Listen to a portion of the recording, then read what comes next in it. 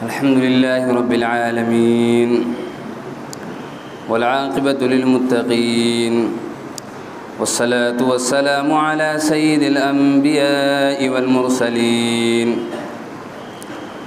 محمد وعلى آله وأصحابه أجمعين ومن تبعهم بإحسان ودعا بدعوتهم إلى يوم الدين. أما بعد فأعوذ بالله من الشيطان الرجيم. بسم الله الرحمن الرحيم. فبما رحمة من الله لنت لهم ولو كنت فظا غليظ القلب لانفضوا من حولك فاعف عنهم واستغفر لهم وشاورهم في الأمر فإذا عزمت فتوكل على الله إن الله يحب المتوكلين. وقال تعالى قل إن كنتم تحبون الله فاتبعوني يحببكم الله ويغفر لكم ذنوبكم. وقال تعالى قل إن كان آباؤكم وأبناؤكم وإخوانكم وأزواجكم وعشيرتكم وأموال اقترفتموها وتجارة تخشون كسادها ومساكن ترضونها أحب إليكم من الله ورسوله وجهاد في سبيله فتربصوا حتى يأتي الله بأمره. وقال النبي صلى الله عليه وسلم قيل يا رسول الله ادع على المشركين. قال رسول الله صلى الله عليه وسلم إني لم أبعث لعانا وإنما بعثت رحمة أو كما قال عليه الصلاة والسلام. معزز علماء کرام، بزرگان دین اور معقوم مسجد کے اطراف میں، اس کے محلے میں بسنے والے تمام دینی اور ایمانی بھائیوں، بزرگوں، تمام تعریفیں اللہ کے لیے ہیں کہ جس نے ہمیں اور آپ کو دینی نسبت پر اکٹھا کیا ہے. دین کے اندر خاص طور سے دینی عبادت میں سب سے بڑا دخل، بلکہ عبادتوں کا دار و مدار نیت پر ہے. اس لیے ہمارے آنے کی نیت، بیٹھنے کی نیت، بات کرنے کی نیت صاف اور واضح اور خالص ہونی چاہیے. اگر آپ آئے ہیں اس مقصد سے دین کی بات کو سنیں گے اور سن کر اسے دل پر اتاریں گے اور اتار کر اپنی زندگی میں اسے برتیں گے، اس پر عمل کریں گے، آئندے کی زندگی سے ہم توبہ کریں گے، پھر تو ہمارا اور آپ کا آنا اور ہمارا کہنا، آپ کا سننا، یہ سب مقبول اور یہ سب عبادت ہے. اس لیے ہم اور آپ نیت کریں کہ انشاءاللہ جو باتیں کہی گئی اس سے پہلے، بہت قیمتی باتیں ہوئی، مفتی صاحب نے بہت تفصیلی اور بہت اچھے انداز میں باتیں کی ہیں، اور جو باتیں کہی جائیں گی اس پر انشاءاللہ ہم عمل کریں گے. اصل تو مسئلہ عمل کرنے کا ہے، اصل مسئلہ عمل کا ہے. قرآن سارا کا سارا نصیحت، دین ساری کی ساری نصیحت ہے، لیکن شرط یہ ہے کہ نصیحت کے کان سے اور نصیحت قبول کرنے کے لیے آدمی سنے. اس مقصد سے اگر سنیں تو دین کی بات سننے والے کو بھی نفع دیتا ہے اور کہنے والوں کو بھی نفع دیتا ہے. اور قرآن پاک نے ایمان والوں کی خاصیت بتلائی ہے. انما المؤمنون الذين اذا ذكر الله وجلت قلوبهم واذا تليت عليهم آياته زادتهم ایمانا. کہ مومنین کی صفات یہ ہے کہ جب ان کے پاس اللہ کی بات کی جاتی ہے وجلت قلوبہم، ان کے دل ڈر جاتے ہیں، نرم ہو جاتے ہیں۔ وَإِذَا تُلِيَتْ عَلَيْهِمْ آیَاتٌ، جب اللہ کی آیتوں کو ان کے سامنے پیش کیا جاتا ہے، زادتہم ایمانا، اللہ کی بڑائی، اللہ کی کبریائی، اللہ کی ربوبت، ان چیزوں کو بیان کرنے سے ایمان والے کی یہ صفات ہے کہ ان کے ایمان میں اضافہ ہوتا ہے۔ وَعَلَىٰ رَبِّهِمْ يَتَوَكَّلُونَ، اور پھر وہ ایمان والے اپنے پروردگار پر کامل توکل کرنے والے ہیں۔ تو میرے محترم بزرگو دوستو، ہم اور آپ خاص طور سے جس موقع سے یہاں اکٹھا ہوئے ہیں، یہ ربیع الاول کا مہینہ چل رہا ہے، اور اس مہینے کی نسبت آقا صلی اللہ علیہ وسلم کی پیدائش سے ہے۔ یقیناً مسلمانوں کے لیے اس سے بڑے خوشی کی بات کوئی نہیں ہو سکتی ہے کہ اس دنیا میں ہمارے اور آپ کے نبی نہیں بلکہ پورے عالم کے نبی تاجدار بطحا احمد مجتبیٰ محمد مصطفیٰ محمد عربی صلی اللہ علیہ وسلم اس مہینے کے اندر تشریف لے آئے۔ یہ مسلمانوں کے لیے اس سے بڑی خوشی کی کوئی بات نہیں ہو سکتی۔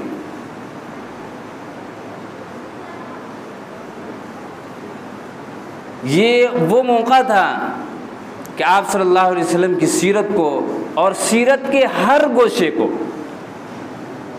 چاہے وہ عبادات کے لائن کے ہوں، معاملات کے لائن کے ہوں، معاشرت کے لائن کے ہوں، یا پھر اخلاقیات کے لائن کے ہوں، ان تمام شعبوں کو مکمل ایکسپلین کے ساتھ اپنے اور غیر مسلم بھائیوں بلکہ اس دنیا میں بسنے والے ہر انسان تک بہت سی سلیس انداز میں پیش کیا جاتا ہے۔ یہ ہماری اور آپ کی ذمہ داری تھی۔ نبی پاک صلی اللہ علیہ وسلم کی سیرت، آقا صلی اللہ علیہ وسلم کی زندگی اور آقا صلی اللہ علیہ وسلم کی سیرت وہ سمندر ہے جس کا کوئی کنارہ نہیں ہے۔ 1450 سال سے نبی صلی اللہ علیہ وسلم کی سیرت کے متعلق کتابیں لکھی جا رہی ہیں،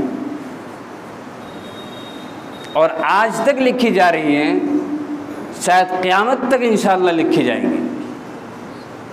لیکن آقا صلی اللہ علیہ وسلم کے سیرت کے جو گوشے ہیں وہ اب تک ناتمام ہیں، مکمل نہیں ہوئے، کیونکہ تحقیقات کے تحقیق کا جو دروازہ ہے وہ کھلا ہوا ہے۔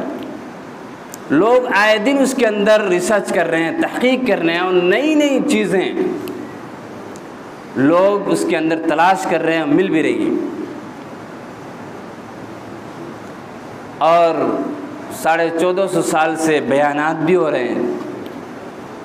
کچھ بیانات ہمارے اور آپ کے سامنے کتابی شکل میں ہیں، ویڈیو کی شکل میں، آڈیو کی شکل میں، پروگرامز ہو رہے ہیں، لیکن آپ صلی اللہ علیہ وسلم کی سیرت کا حق اور سیرت کا احاطہ آج تک نہیں ہو پایا۔ بلکہ یوں کہیے کہ جب سے سیرت کے اوپر آپ صلی اللہ علیہ وسلم کی حیات طیبہ پر کتابیں لکھی جا رہی ہیں، اور اب تک لکھی جا چکی ہیں، یا پھر تقریریں کی جا رہی ہیں اور اب تک کی جا چکی ہیں، وہ تمام کو اکٹھا کیا جائے پھر بھی آقا صلی اللہ علیہ وسلم کی سیرت مکمل نہیں ہوئی۔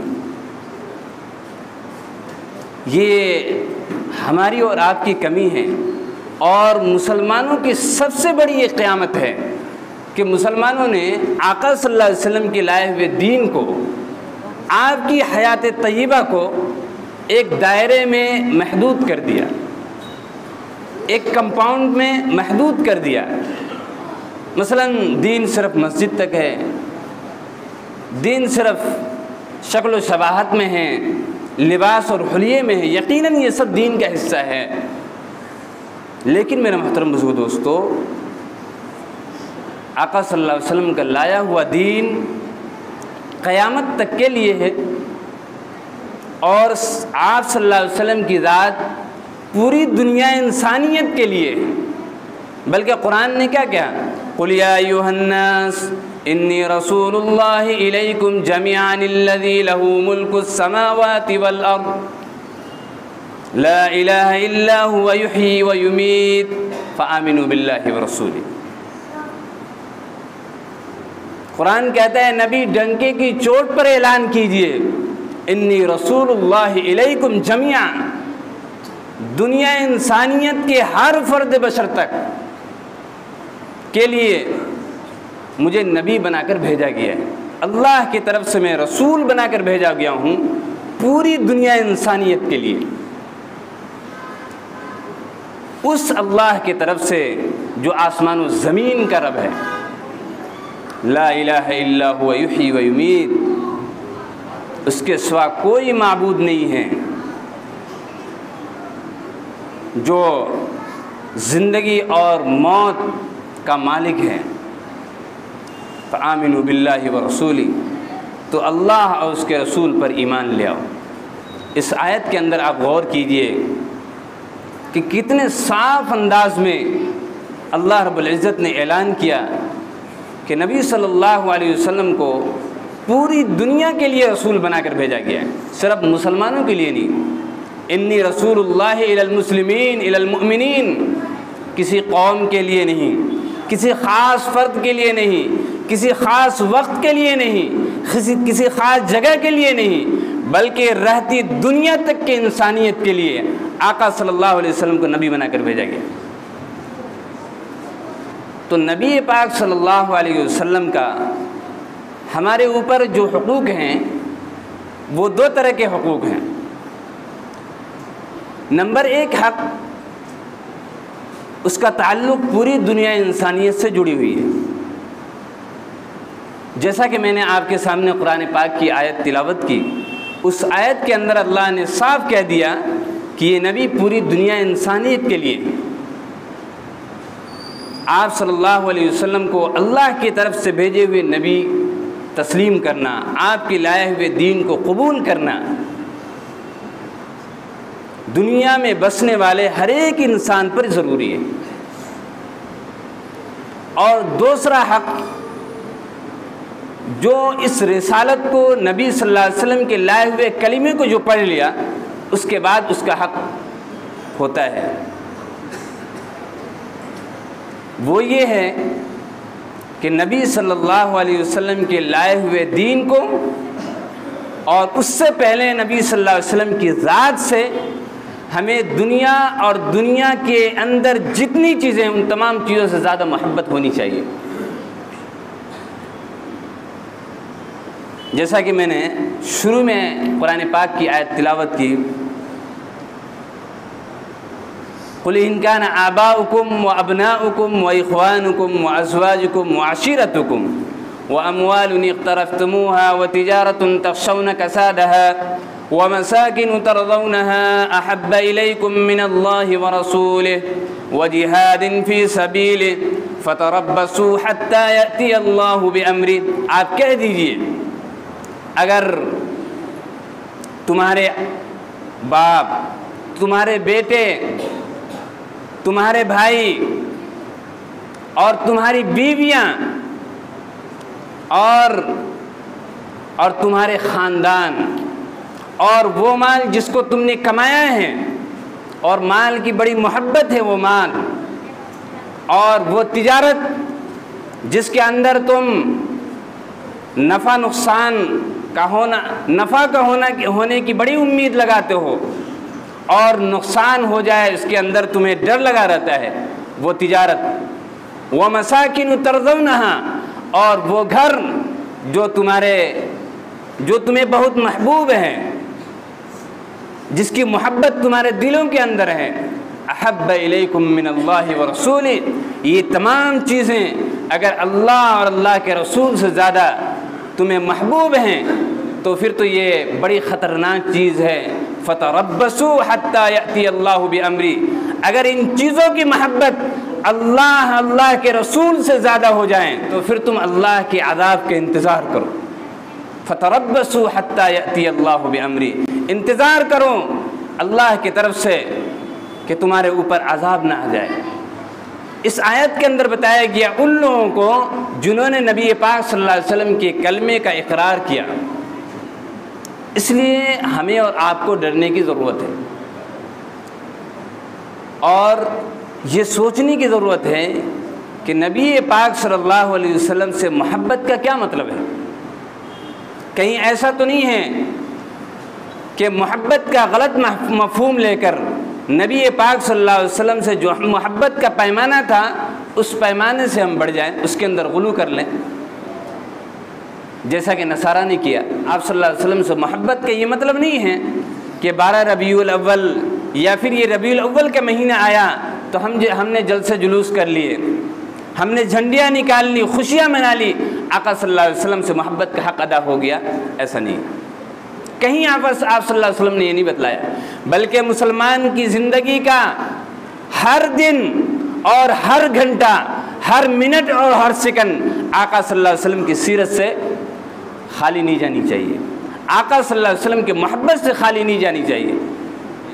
آقا صلی اللہ علیہ وسلم کی ایک ایک سنت سے محبت ہو، آپ کے اخلاق، آپ کے گفتار، آپ کے رفتار، آپ کی شکل، آپ کی صورت، آپ کے لائے ہوئے مکمل دین سے اور آپ کے بتائے ہوئے طریقے سے ہم محبت کریں، اس کو اپنی زندگی میں اتاریں۔ یہ اصل آپ صلی اللہ علیہ وسلم سے محبت کا تقاضا ہے،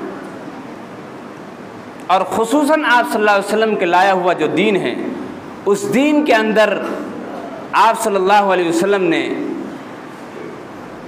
جو صحابہ کرام کے اندر جو محنتیں کی ہیں، ایک تو یہ کہ آپ صلی اللہ علیہ وسلم بحیثیت انسان اس دنیا کے اندر سب سے با اخلاق انسان تھے۔ یہ تو صرف مسلمان نہیں بلکہ اس چیز کا قائل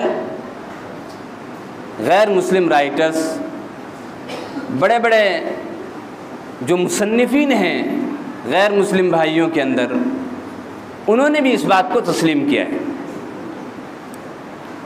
جب یہ آپ دیکھیں گے کہ آقا صلی اللہ علیہ وسلم کو جو نبوت 40 سال کے بعد جو ملی ہے، ایسا نہیں ہے کہ آپ صلی اللہ علیہ وسلم نے فوراً نبوت کا اعلان کر دیا، ایسا نہیں ہے، بلکہ 40 سالہ زندگی ایسی صاف و شفاف زندگی ہے کہ جب آپ صلی اللہ علیہ وسلم کو نبوت ملی اور پھر آپ صلی اللہ علیہ وسلم نے اپنی دعوتی مشن کے لیے آپ صلی اللہ علیہ وسلم نے محنت کی اور امت کے پاس جا کر اللہ کے پیغام کو پہنچایا اور دعوت دیا، تو لوگوں نے آپ کی دعوت اور آپ کے کلمے کو آپ نے جو پیش کیا اس کے اندر تو تردد تھا، اس کا انکار کیا، اس کا ویرودھ کیا لوگوں نے، بہت کم اور بہت تھوڑے لوگوں نے قبول کیا۔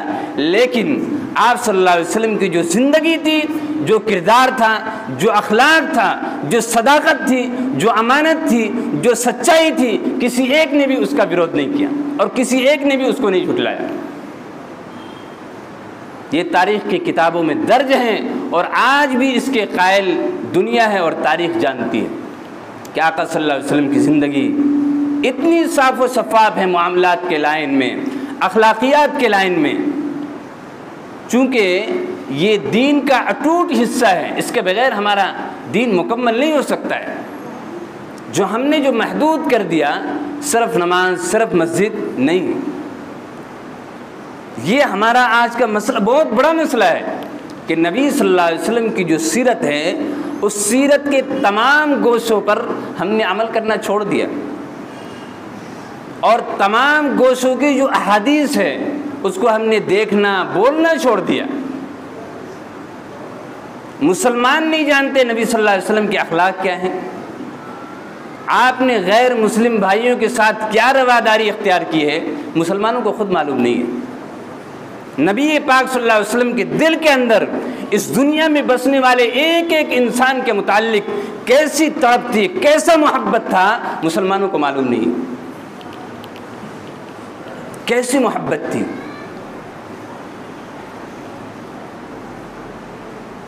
وہ قیدی مسجد نبوی کے اندر، مسجد کے اندر قیدی کو باندھا جاتا ہے، اور ذرا باندھنے کی جو بندش ہے وہ سخت ہے۔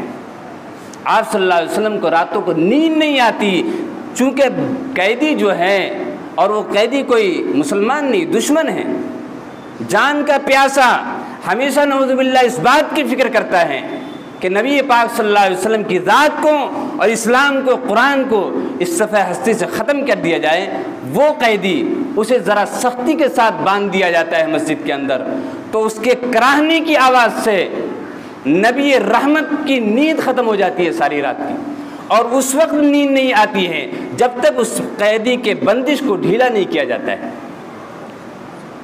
کیسی محبت ہے!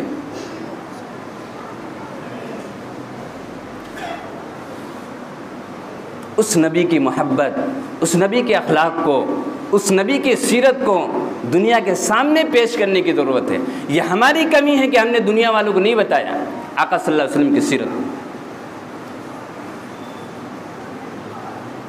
آپ صلی اللہ علیہ وسلم سے کہا گیا کہ اللہ کے نزدیک سب سے محبوب آدمی کون ہے، اللہ کا سب سے محبوب بندہ کون ہے؟ آپ صلی اللہ علیہ وسلم نے کیا ارشاد فرمایا؟ سب سے زیادہ تہجد پڑھنے والا، یہ تو نہیں کہا۔ سب سے زیادہ سجدے کرنے والا، یہ بھی نہیں کہا۔ سب سے زیادہ صدقہ دینے والا، یہ بھی نہیں کہا۔ سب سے زیادہ زکوٰۃ دینے والا، یہ بھی نہیں کہا، بلکہ کہا کہ جس کے اخلاق سب سے اچھے ہوں وہ اللہ کا سب سے محبوب ہے۔ یہ حضرت ابو ہریرہ کی روایت ہے۔ دوسری روایت حضرت ابو ہریرہ ہی کی ہے۔ آقا صلی اللہ علیہ وسلم نے ارشاد فرمایا کہ اللہ کے نزدیک، بلکہ کہا کہ میرے قریب سب سے زیادہ وہ بندہ ہوگا، وہ مومن ہوگا جو جس کے اخلاق سب سے اچھے ہوں۔ رسول اللہ صلی اللہ علیہ وسلم نے اخلاق بدلا۔ اخلاق کس کو کہتے ہیں؟ اخلاق کس کو کہتے ہیں؟ ایک یہودی عالم جس کو تفسیر طبرانی کی تفسیر میں نقل ہے، اور بھی تفسیروں کی جو معتبر کتابیں ہیں اس کے اندر یہ واقعہ درج ہے کہ ایک یہودیوں کا بڑا عالم تھا جس کا نام زید بن صنعا تھا۔ اس نے یہ کہا کہ ہم نے اپنی کتابوں میں نبی پاک صلی اللہ علیہ وسلم کے سارے اوصاف کو پایا، لیکن دو ایسی صفت ہے جس کا تجربہ کرنے کا مجھے موقع نہیں ملا، اور میں بہت دنوں سے طاق میں تھا۔ تفسیر کی کتابوں میں یہ واقعہ موجود ہے۔ ایک مرتبہ اس یہودی عالم کو، بڑا عالم تھا، کہا کہ ایک مرتبہ مجھے موقع مل گیا، دو صفات۔ نمبر ایک صفات کہ ان کی کتابوں میں لکھا تھا کہ ایک صفات یہ ہے کہ یہ جو نبی آنے والا ہے، اس نبی کا غصہ، اس نبی کے غصے کے اوپر اس کا جو حلم ہے وہ غالب آ جائے گا، یعنی برداشت کرنے کی صلاحیت، شرافت، یہ اس کے غصے کے اوپر ہمیشہ رہے گا، غالب رہے گا۔ اور دوسری صفات کہ جب اسے سخت بات کہو، اسے گالیاں دو تو یہ اور زیادہ نرم ہو جائے گا۔ یہ دو صفات۔ تو کہا کہ مجھے ایک مرتبہ موقع مل گیا، وہ یہ موقع تھا کہ ایک مرتبہ نبی صلی اللہ علیہ وسلم نے مجھ سے کھجور قرضے پر لیا، خریدا، قیمت نقد نہیں دیا بلکہ ادھار پر لیا، اور کہا کہ فلاں تاریخ کو میں تمہیں قیمت ادا کر دوں گا، مجھے موقع مل گیا۔ اور وہ یہودی عالم وقت سے پہلے نبی صلی اللہ علیہ وسلم کی خدمت میں حاضر ہو کر اور وہ قرضہ مانگنا شروع کر دیا، اور قرض مانگنے میں ذرا سختی کیا، سختی سے قرضے کو مانگا۔ لیکن ابھی جو مدت تھی یہ 2-3 روز ابھی باقی ہے، سختی سے کلام کرنے لگا۔ دیکھا کہ نبی صلی اللہ علیہ وسلم چپ چاپ خاموشی کے ساتھ اس کے بات کو سن رہے ہیں، کوئی جواب نہیں دے رہے۔ اور جب دیکھا کہ میں غصہ دلا رہا ہوں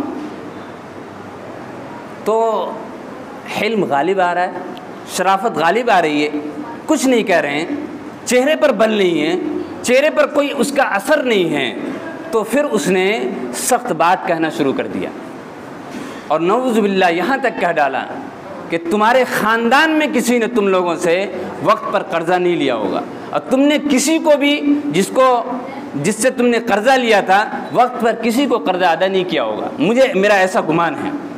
یہ بات کرنا، حضرت عمر فاروق اعظم رضی اللہ تعالیٰ عنہ اس محفل میں موجود تھے، غصے میں آ کر تلوار کو تان دیا اور کہا نبی حکم ہو تو اس خبیث کا میں گردن اڑا دیتا ہوں۔ آپ صلی اللہ علیہ وسلم نے جیسے حضرت عمر کے اس تیور کو دیکھا، کھڑے ہو گئے غصے میں۔ آپ صلی اللہ علیہ وسلم نے کہا کہ عمر، میں تمہیں تو بڑا ہوشیار سمجھتا تھا، تم نے یہ کیا کر دیا؟ تمہیں تو یہ کرنا چاہیے تھا کہ تم مجھے کہتے کہ آپ اس کے قرضے کو اچھائی کے ساتھ واپس کر دیں، اور اسے کہتے، اسے سمجھا دے کہ تمہارے ابھی قرضہ مانگنے کا، تمہارے مطالبہ کرنے کا ابھی وقت نہیں ہوا تھا، یہ بات کہتے اور اس کے قرضے کی ادائیگی کر دے۔ اس کے بجائے تم یہ کیا کر رہے ہو؟ اور کہا عمر سنو۔ اس سے پہلے حضرت عمر نے کہا کہ اللہ کے رسول صلی اللہ علیہ وسلم، اس سے زیادہ برداشت کرنے کی کیپیسٹی میرے اندر نہیں ہے۔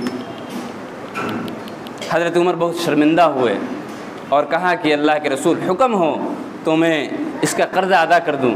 نبی صلی اللہ علیہ وسلم نے کہا کہ جاؤ اس کا قرضہ بھی ادا کرو اور 20 سا، کہا کہ 20 سا اور زیادہ اسے دو، یعنی تقریباً 60 کلو سے بھی زائد، کہا کہ اس سے اور زیادہ اس لیے دو، سود کے لیے نہیں، سود کے طور پر نہیں، بلکہ کہا زیادہ اس لیے کہ تم نے اسے جو سخت بات کہی ہے اس کے جرمانے میں تم اسے 60 kg اور زیادہ دو۔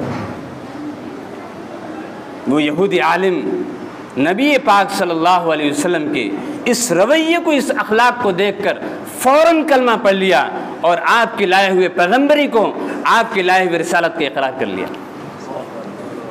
فتح مکہ بہت مشہور ہے مسلمانوں کے اندر، لیکن اس کے اندر جو پیغام ہے پوری دنیا کے لیے، پوری دنیا انسانیت کے لیے، اس کے اندر جو پیغام ہے، جب مکہ فتح ہوا تو کعبہ کے صحن میں وہ تمام قیدی موجود ہیں جنہوں نے آپ صلی اللہ علیہ وسلم کو ستانے کے لیے کوئی کسر نہیں چھوڑا تھا، بلکہ آپ کے سگے چچا حضرت حمزہ رضی اللہ تعالیٰ عنہ، جس سے بے پناہ محبت کیا کرتے تھے، ان کا قاتل بھی موجود تھے۔ اور کیسے قتل کیا؟ مسلح کیا، کان، آنکھ، ناک کاٹ دیے گئے اور کاٹ کر گلے کا ہار بنا کر پہنا، اور یہ سب آپ صلی اللہ علیہ وسلم کی موجودگی میں ہوا۔ اور حضرت ہندہ نے جو قسم کھایا تھا کہ میں اس کے کلیجہ اور جگر کو نکال کر چباؤں گا، اس قسم کو بھی پورا کیا حضرت حمزہ کے ساتھ۔ وہ قیدی بھی فتح مکہ کے دن مکہ کے صحن میں بندھے ہوئے قیدی ہیں اور بے بس ہیں، کچھ نہیں کر سکتے، ایک حکم پر چن چن کر سب کا بدلہ لیا جا سکتا تھا، ایک اشارے پر سب کی گردن تلواروں سے اڑ سکتی تھی۔ ایسے وقت میں کامل یقین تھا دشمنوں کو کہ آج ہم سے بدلہ لیا جائے گا، اور ایسے موقع سے اعلان ہوتا ہے آج تو بدلے کا دن ہے۔ نبی پاک صلی اللہ علیہ وسلم جب وہاں پہنچے صحن کعبہ کے پاس تو ان کے طرف متوجہ ہوئے اور دشمنوں سے کہا کہ تمہارا کیا خیال ہے، میں آج تمہارے ساتھ کیا کرنے والا ہوں؟ دشمن ضرور تھے لیکن مزاج شناس تھے، مزاج کو جانتے تھے۔ میں نے کہا نا کہ 40 سالہ زندگی آپ صلی اللہ علیہ وسلم کی دیانت، امانت، سچائی، راست گوئی اور اخلاق سے پر ہے، اچھے اخلاق سے پر ہے۔ انہوں نے کہا کہ تم تو شریف بھائی ہو، ہمارے ساتھ شرافت کا ہی معاملہ کر سکتے ہو، اور ہم اسی چیز کی تم سے امید کرتے ہیں۔ آقا صلی اللہ علیہ وسلم نے ارشاد فرمایا اذهبوا انتم الطلقاء، آج جاؤ سب کے سب آزاد ہو، تم سے کوئی مواخذہ نہیں ہوگا اور کوئی بدلہ نہیں لیا جائے گا۔ آپ صلی اللہ علیہ وسلم نے اعلان کیا الیوم یوم المرحمہ، آج رحم کرنے کا دن ہے، اس کا اعلان کر دیا۔ انفرادی زندگی میں دین کا ہونا اور انفرادی زندگی میں اخلاق کا ہونا اور دین کے ہر شعبے کا ہونا، یہ شریعت کا اور ایمان لانے کے بعد اولین ایمان کا یہ تقاضا ہے۔ اولین تقاضا ہے کہ آدمی کے انفرادی زندگی میں دین آ جائے، یہ ایمان لانے کے بعد اولین تقاضا ہے، سب سے پہلا تقاضا ہے کہ آدمی کے اپنی انفرادی زندگی میں دین ہو۔ ہم اپنے آپ کو بدلنے کی کوشش کریں۔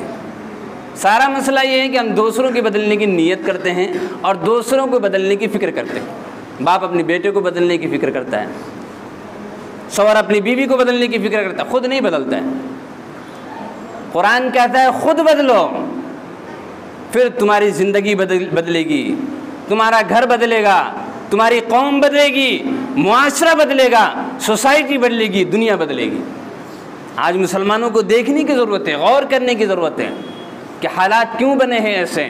اللہ کے رسول جناب محمد رسول اللہ صلی اللہ علیہ وسلم نے ایسے حالات کی پیشن گوئی کیسے کی ہے؟